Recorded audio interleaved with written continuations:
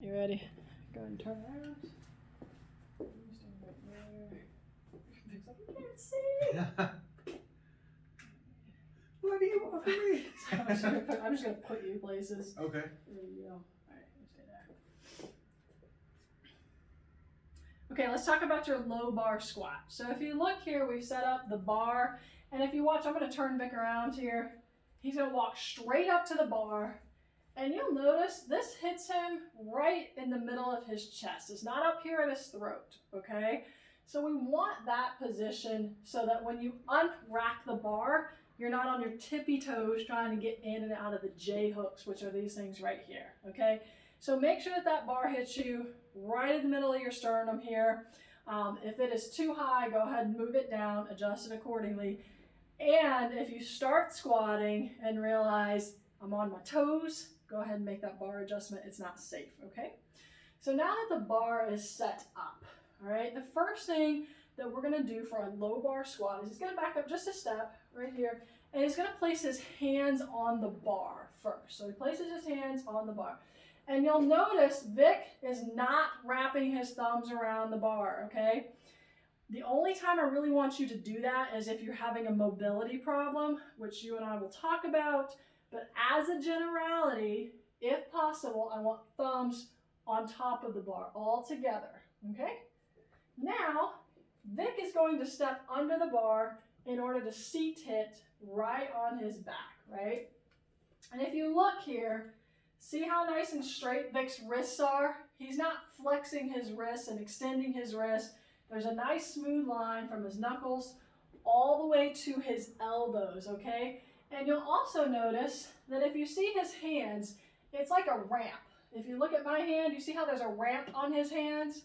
This helps him have good straight wrists. If he tries to go all the way down on the bar like this, he's gonna end up bending his wrist quite a bit. So we want a nice good ramp, just like he's doing, okay? So now he's got his elbows and wrists straight. He is placing the bar just underneath the base of the scapula. So if I feel the scapula on your back, so reach around, grab your back, you'll feel a little bony ridge. We want to be just below there, okay? So we're just below there. He's in a very good position here. He is squeezing his back together, pulling everything down. And now you'll see he brought his feet under the bar, and he's actually in a good squat stance to squat the bar out of the rack. Okay, so he's got his feet set, bar is set. He's gonna take a big breath. Now he stands up with the bar, and he's gonna walk back just a step or two, just enough to clear the rack. Okay, meaning you don't need to go 10 feet away to squat the bar. So just enough that you're not gonna slam into it when you do your squat.